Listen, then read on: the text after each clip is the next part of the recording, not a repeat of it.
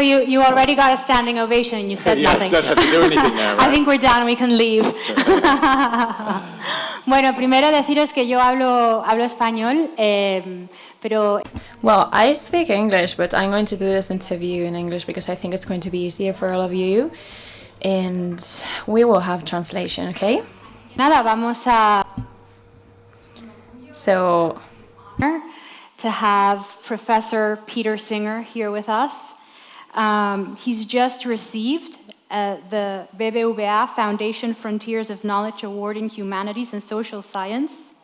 And he's just published after 50 years since Animal Liberation Now, which we will also be talking a little bit about. So I want to thank you for being here with us today. My pleasure, thank you. The father of the animal rights movement, but also the father of the effective altruist movement. And we're going to be speaking about Henry Spira and a little bit about animal liberation now. So, any initial words you want to start with?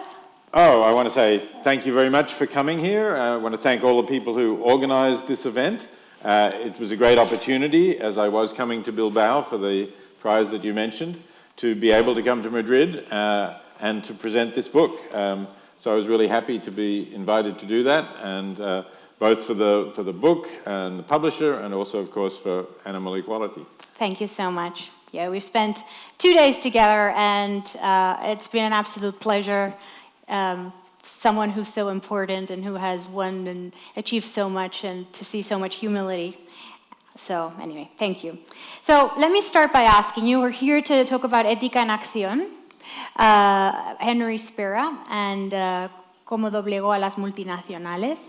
So let me ask you first, why did you decide to write a book on Henry Spira? I wanted to write this book because Henry had been the most effective campaigner for animals, I think perhaps in the whole 20th century, anyway, in the last quarter of the 20th century when he was active.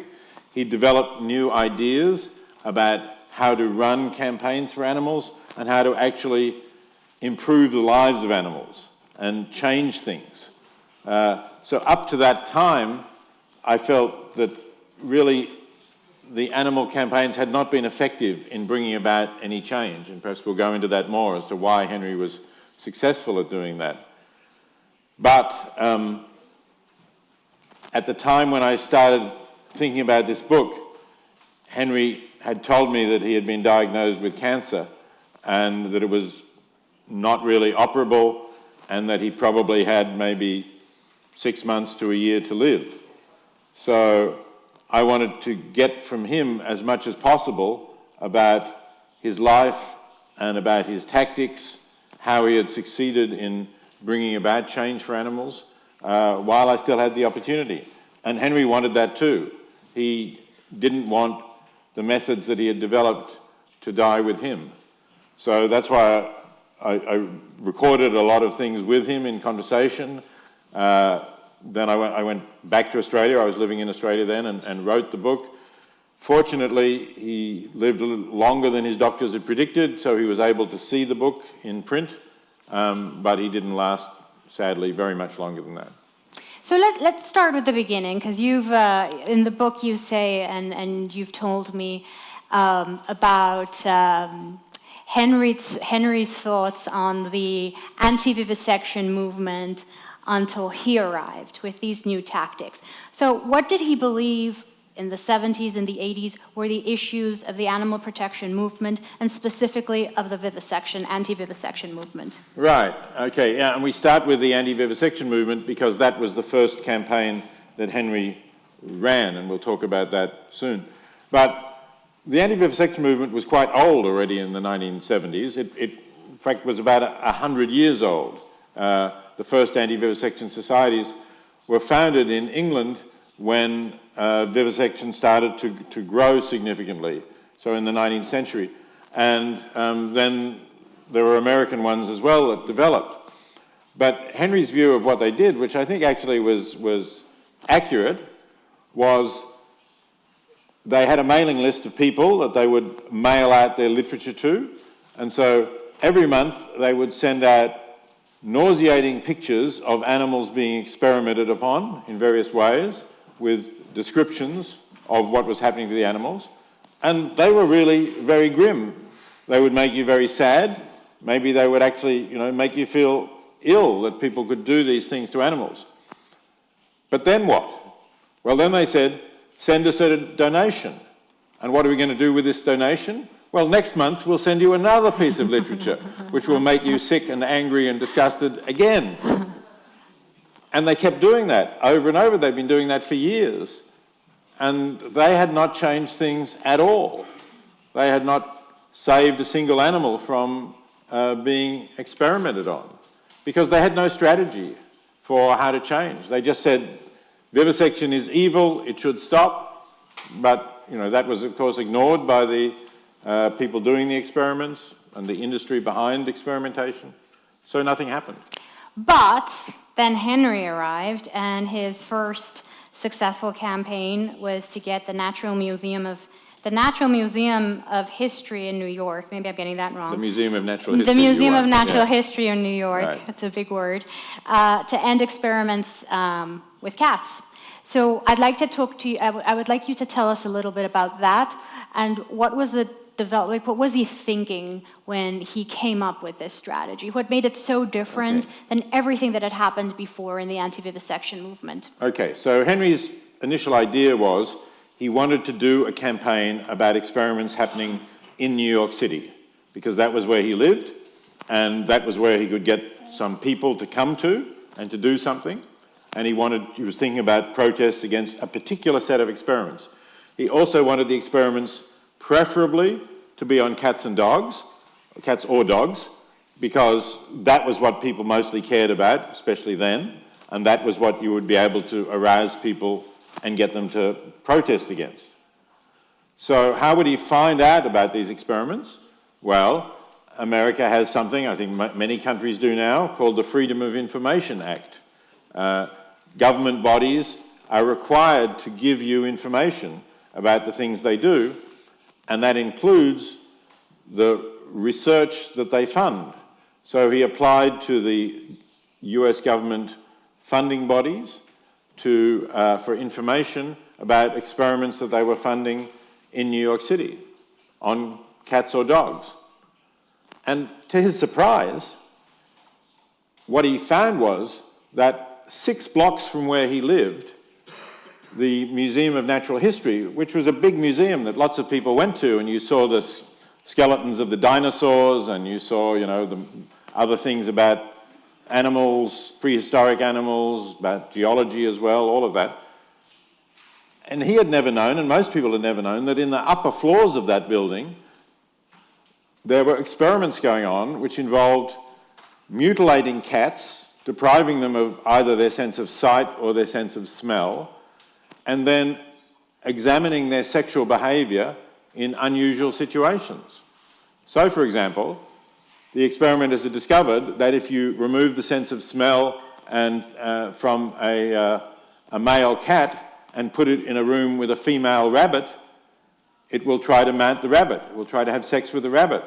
Well, that's going to be a very useful result for humans, isn't it?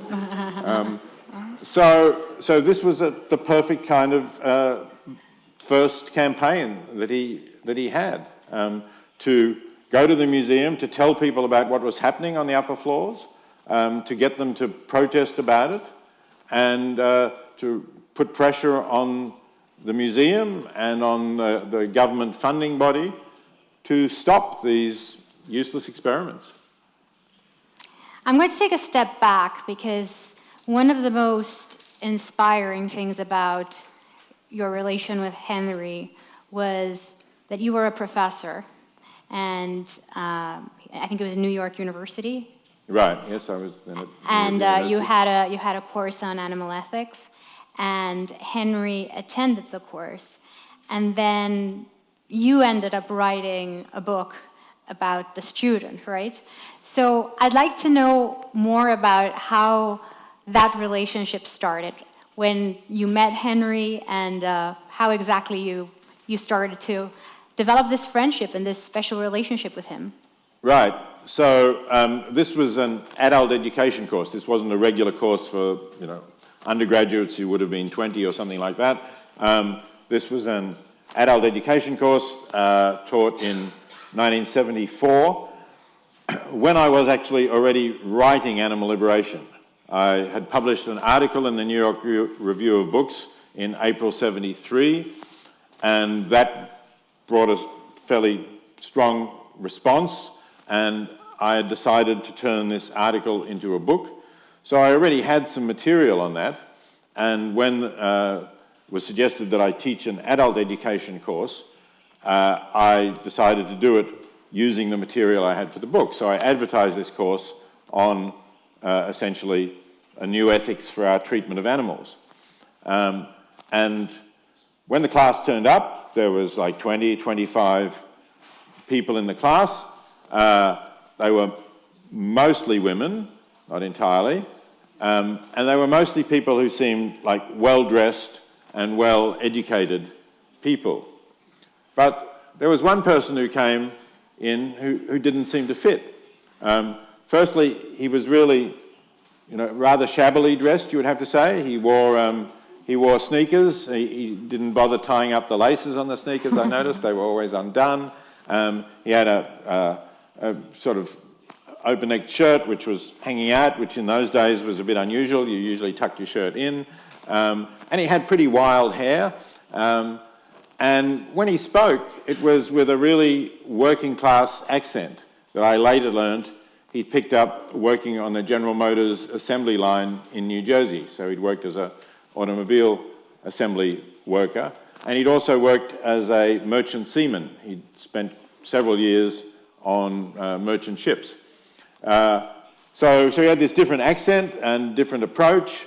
But he asked some interesting questions and comments in the class.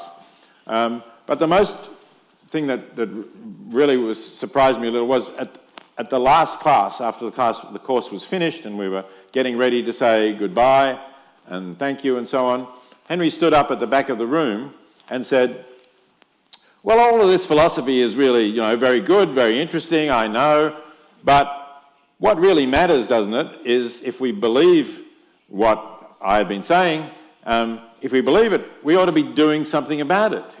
If something is wrong, and he was convinced, and most of the class, I guess, were already sympathetic, so they were convinced that something was wrong with the way we treat animals, then let's do something about it. That was Henry's line. And so he gave out his address, and he said, let's get together, let's find a time when those who want to do something about it can meet, and you can meet in my apartment, and we'll talk about what comes next. So obviously, I was pleased by that. I totally agreed that I was wanting something to happen. I was hoping that when the book was published, people would do things about it, but here was somebody already ready to do something about it. Now, I was about to go back to Australia. My position at New York University was a visiting appointment, and at the end of the year, I was going back to Australia. But I said to Henry, let's keep in touch. I want to find out, what you can do.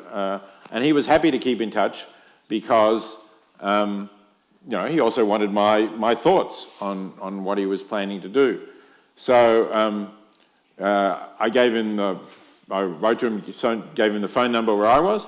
And in those days, actually, calls from New York to Melbourne were pretty expensive, and people usually talked for 3 minutes, which was the minimum time you're going to have to pay for, and then hang up. But Henry used to call and talk for half an hour, and my wife would say, "Who are you on the phone with all this time?" So in a way, the friendship built up after the course in that way, and then when I did get a chance to go to New York and visit Henry, he would invite me to stay with him, which was a bit of a privilege because he was a bit of a loner and he didn't have anybody else living with him. So the friendship then built up as he was developing these campaigns and as he was running the campaigns. So the Museum of Natural History in New York, that's his first win. He ends the experiments, these horrific experiments that were absolutely pointless on cats. Right. I would say the first win for the animal rights movement in the US. Would you agree? Yes, I would totally agree, because as I said, no other organization had actually stopped an experiment. So maybe there were, I don't know, maybe there were dogs and cats wins, if you like, for some things, Yeah. like in terms of, how you sold animals or something of that sort, the pet shop regulations. But in terms of wins that you would really say were part of the animal rights movement, yes, this was definitely the first. So, first win, what happened then? What did Henry decide to do then? So, because Henry had achieved this, and it was very public, it was written about in the New York Times, it was an unusual thing. The science correspondent of the New York Times wrote a big article about how, this was shaking up science to have their experiments actually challenged in a way that had some impact on them. And so Henry now had credibility. Remember, he'd done nothing before in the animal movement. Nobody had heard of him. He was a high school teacher. He worked out of his own apartment. He had no organization, no office. But he now had credibility. And so people did come to him and offer him support, including financial support, if he wanted to run further campaigns. So he actually had one very short campaign, which wasn't really a campaign, but was a second success. This is a bit hard to believe, but Amnesty International, the organization that helps prisoners of conscience, was actually funding experiments on pigs to see whether you could detect torture, the signs of people being tortured. So to do that, they had to inflict harm on the pigs. Now, admittedly, they anaesthetized the pigs to do the torture, but the pigs then recovered from the anesthetic and were examined. So they were probably still suffering the effects of this. And Henry found out about this and thought, this is not something that an organization like Amnesty International ought to be doing. So he went to them and talked to them. He didn't start a campaign. He talked to them and said, look, I have this information. I don't think that this is the right thing to do. This is what I did at the Museum of Natural History when they didn't stop their experiments. They got a lot of very bad publicity. Would you consider ceasing your experiments on pigs? And fortunately, they listened to him. So that was a victory really with no campaign. Having done that, though, he wanted to do something bigger, right? The experiments, so he'd stopped, I think there were about 50 cats being used in the experiments of the Museum of Natural History, and there were probably not even that many pigs, a small number of pigs. But he wanted to do something bigger. So one of the bigger things was the Drey's eye test. This was a test that really was required by the US administration, the Food and Drug Administration, to bring new substances to market if they might possibly get in somebody's eye. And of course, so many substances could get in your eye. And the way you tested that was you took rabbits, you put them in a stock, like a kind of box with a hole for their head, so that only their head was sticking out. Then you opened their eyes and you dropped the substance into their eyes with no anesthetic or anything like that, and they couldn't scratch, of course, because only their head was sticking out of this box. There was actually an official chart, I think in the book there are pictures of it, showing the degree of damage to the eyeball and how you would grade the results of this, how damaging it was, which included, horrible images of completely blistered eyeballs. Really, really sickening. And Henry again used Freedom of Information Act to discover that major cosmetics companies were doing this test to release new products, because of course cosmetics might get in your eye. And this was a requirement, though, in a way the companies had to do this if they were going to release new products, because it was required by the government. So Henry picked the biggest of the cosmetic companies at the time. The number one cosmetic company then was Revlon, and their headquarters were in a very prominent place in New York. If you've been to New York, just near the bottom corner of Central Park, there's a big skyscraper now. There's an Apple shop sort of there downstairs.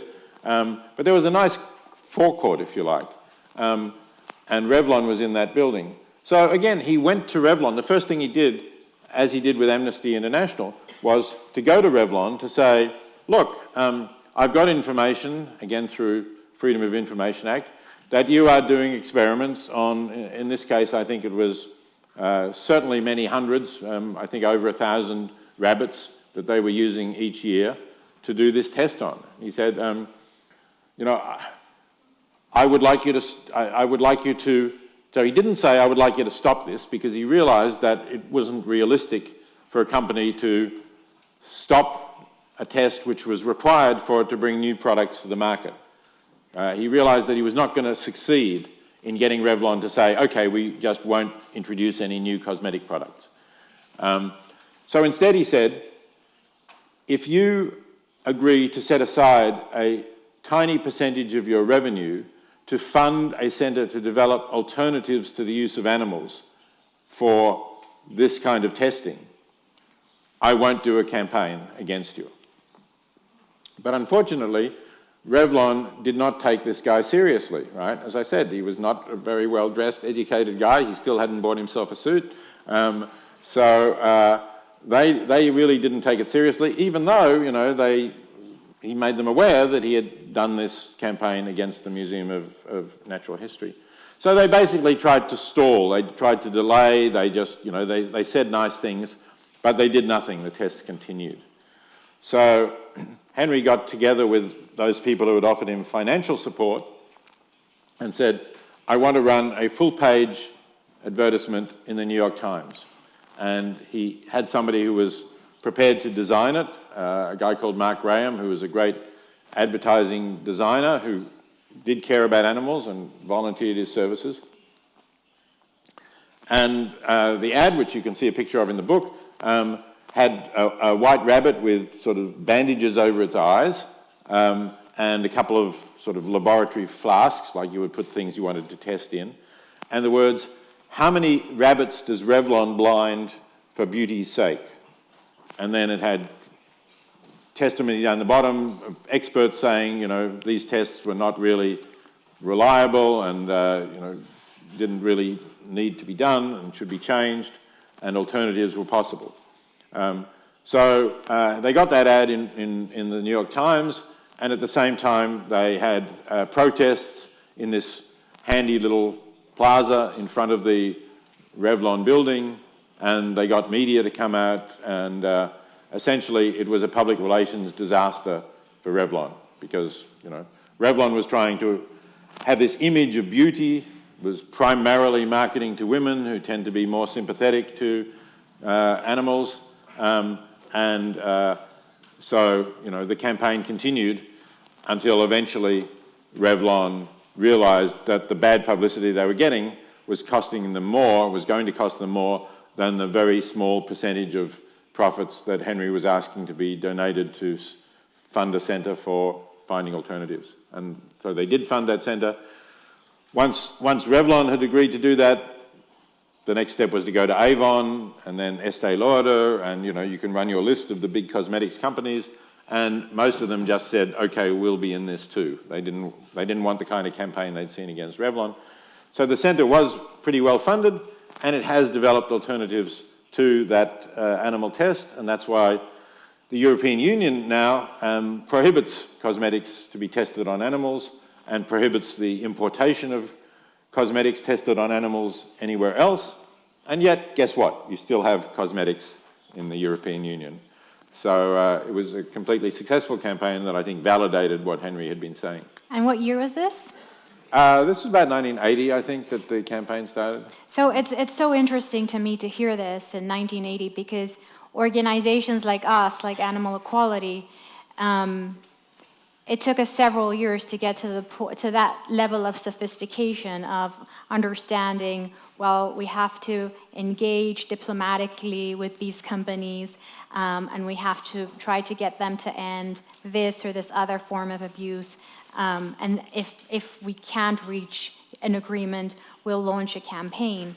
And that took us years, and Henry was already doing it in the 1980s. And these strategies are still so effective. I mean, we've managed to get Compass Group to eliminate cages for pigs. We've managed to get hundreds of companies to eliminate cages for hens, and this basically is the same strategy that Henry was using in the 80s.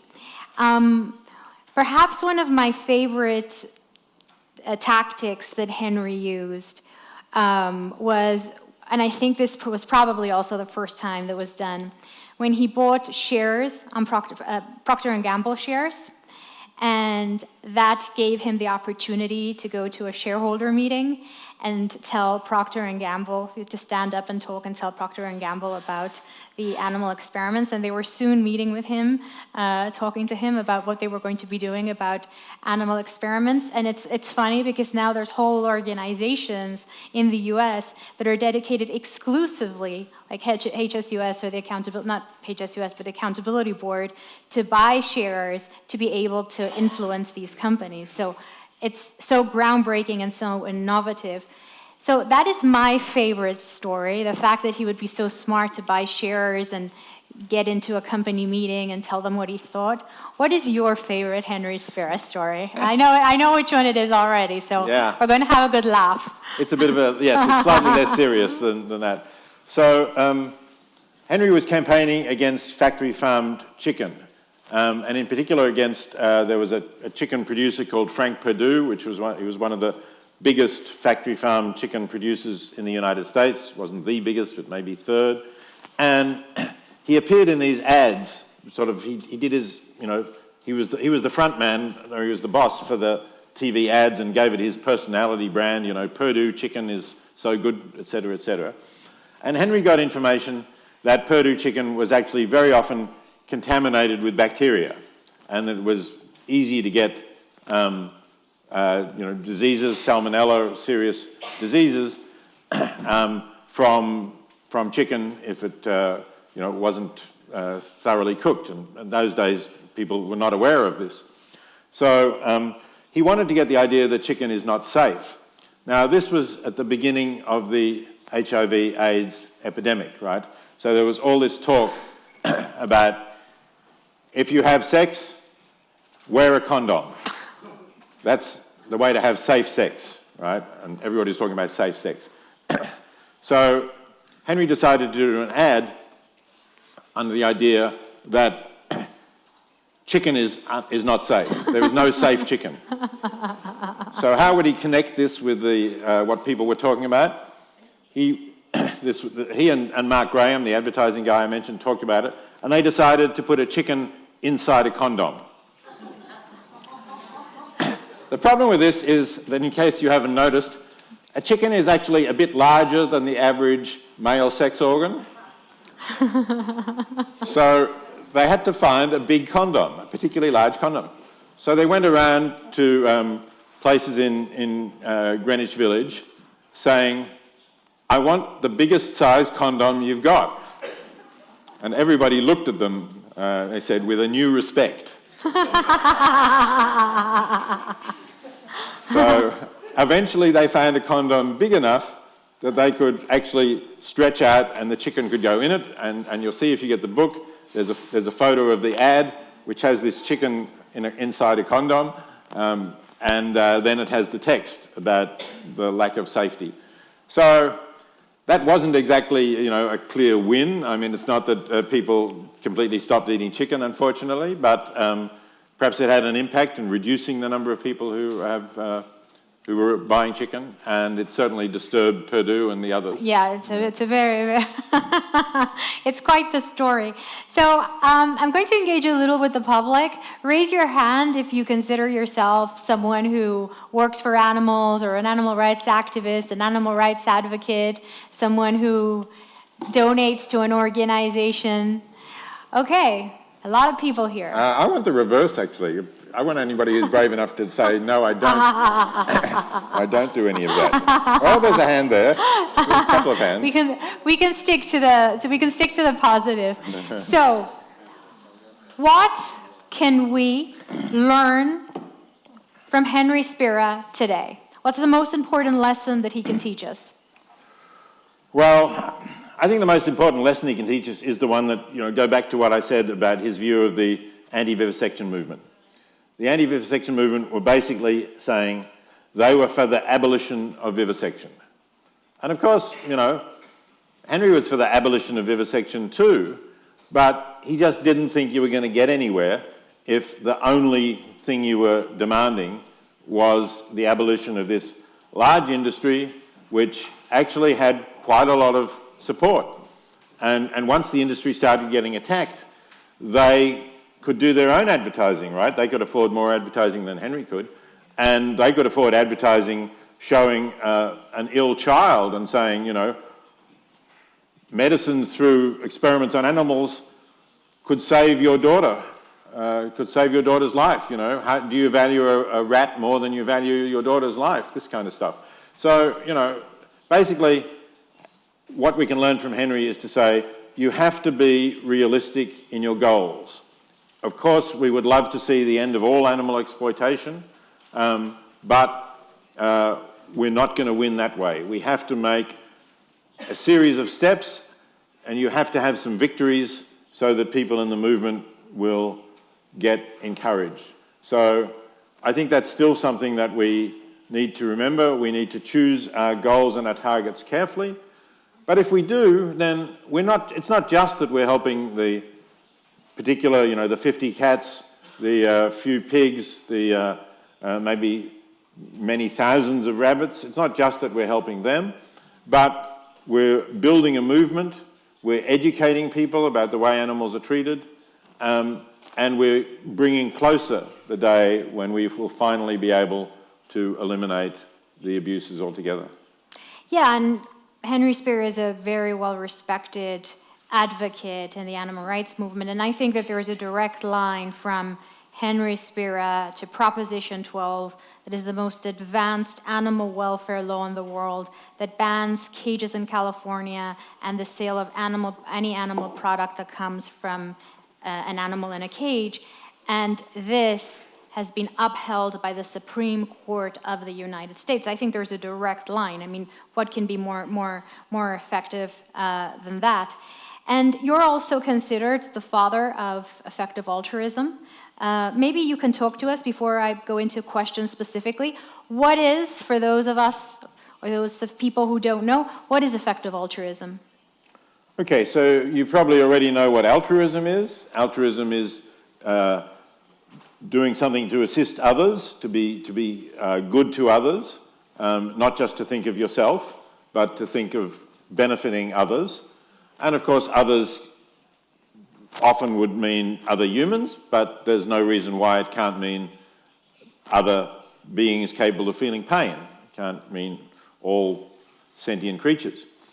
That's not so new, but what is new is the idea that when we act altruistically, we should do so on the basis of evidence about whether this is the best way to do good.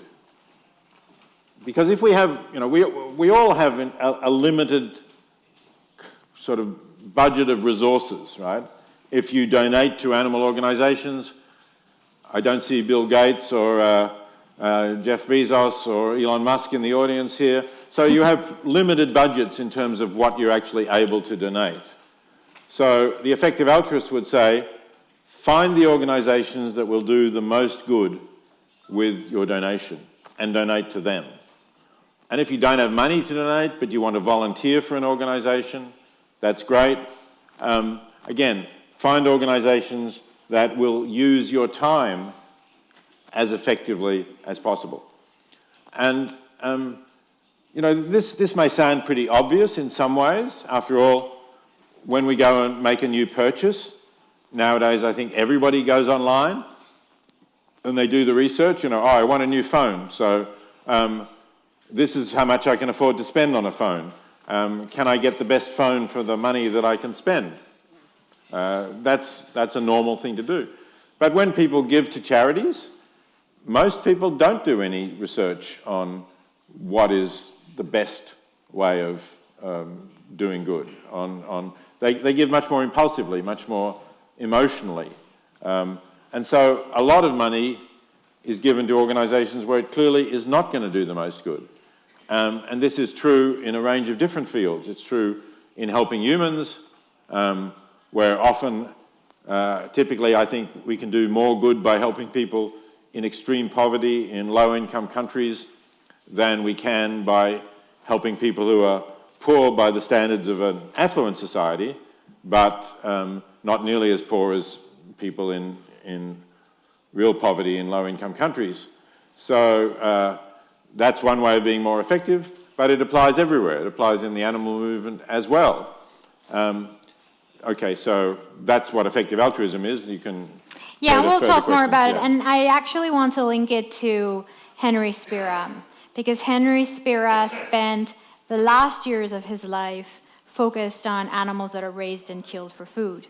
And now there's a general consensus in the farmed animal rights movement, or in the farmed animal movement that animal equality is a part of, that the resources to help animals are best invested in focusing on farmed animals.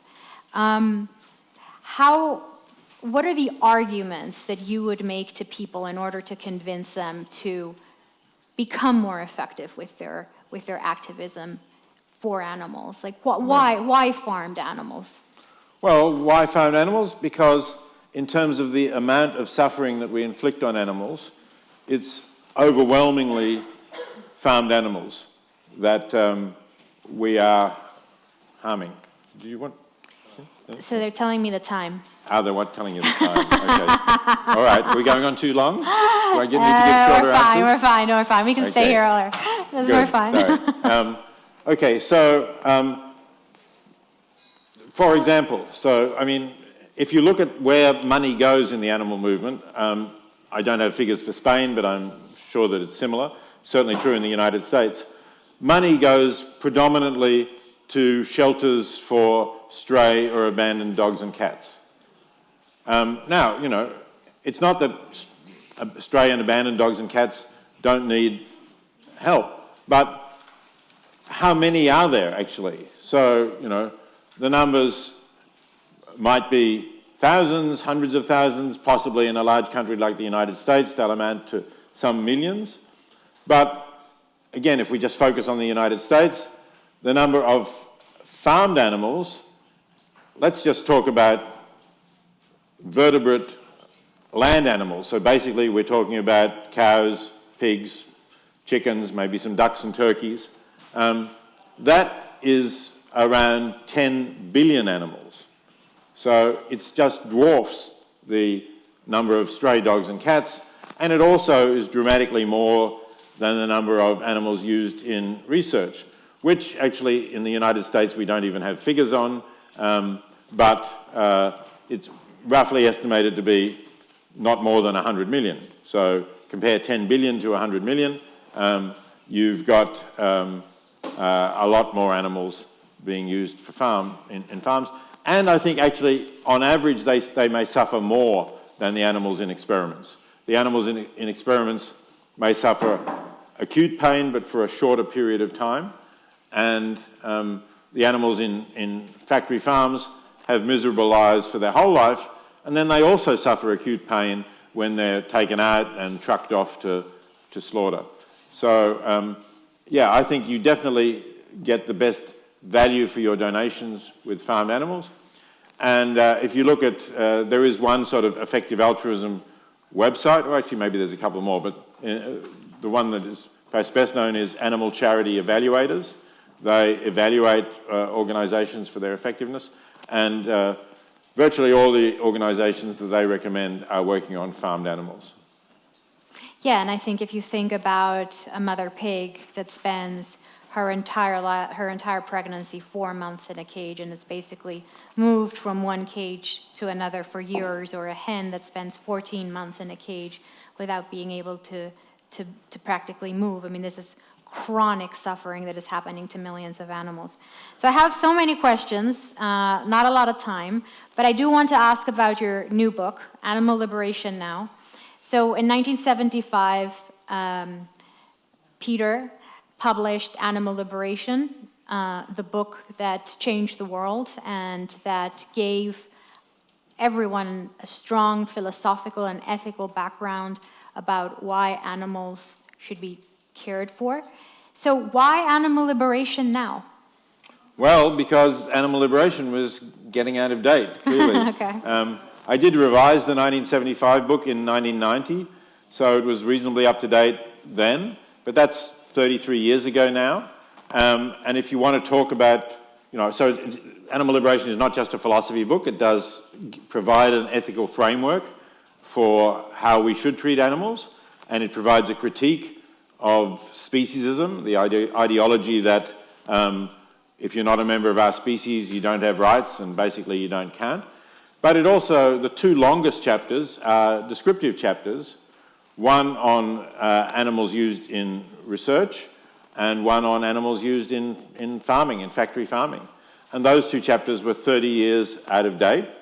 And if the book was to remain relevant, then it needed to be updated. And I want the book to remain relevant. I think the message is still relevant because, unfortunately, in one sense, you were kind enough to say, Sharon, that animal liberation changed the world, but you'd also have to say that it failed, right? Because people are still eating animals, they're still eating factory-farmed animals, and it looked at globally, they're doing it on a larger scale than ever. That's partly because countries like China have become less poor and people are eating more meat there. So the problem hasn't gone away. We need to have new generations of campaigners fighting for animals, building on the progress that has been made, the progress that you've made with animal equality, for example, needs to continue and needs to continue to grow. And that's why a really updated book, I don't call it a new edition because so much has changed that I think of it as a new version of the old book, but essentially a new book, and that's why it's now called Animal Liberation Now. And I think, that's necessary, and I hope that will provide an extra boost for the movement and will bring new people into the movement so that we can achieve the victories, build on what we have achieved, and go further in reducing the suffering of animals. We're out of time, and I'm afraid that my team is just kind of go, so they might send security up to pull us down. But I can't leave the stage without the most important question, that is, does Peter Singer think we will achieve animal liberation? Yes, Peter Singer does think we will achieve animal liberation. Yay! But, oh, you haven't heard the but.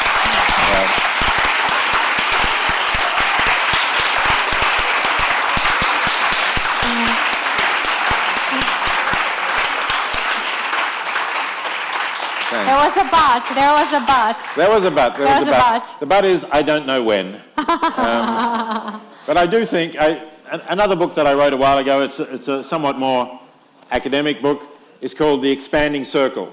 And in it, I trace the development of morality from a tribal morality for small groups of people, expanding outwards to include larger groups, nations. At one point, maybe the European morality included all Europeans, but did not include Africans. Eventually, we expanded so that in the 20th century, we had the Universal Declaration of Human Rights, which was a proclamation of all human beings having rights. So that circle has expanded a long way over a long period of time, but it has not expanded enough because it's not only human beings who we need to consider. But I do think that in the end, that outward growth will be irresistible and it will extend to all sentient beings, and that will be the achievement of animal liberation. But it's a long struggle. It's been a long struggle to overcome racism and sexism, and those struggles are not really completed yet, though they've made enormous progress. So it's going to be a long struggle for this. But we will achieve. We will achieve.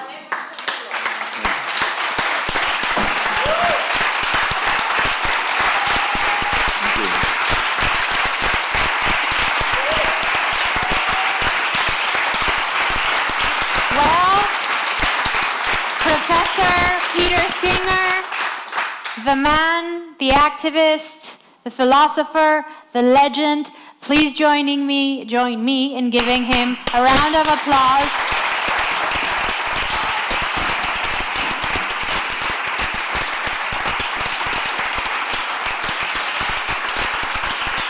Thank you. Thank you, everyone. Thanks a lot.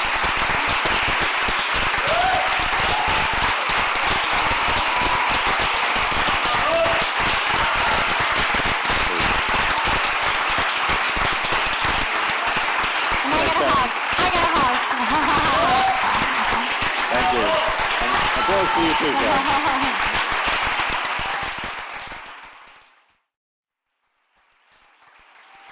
So I'm not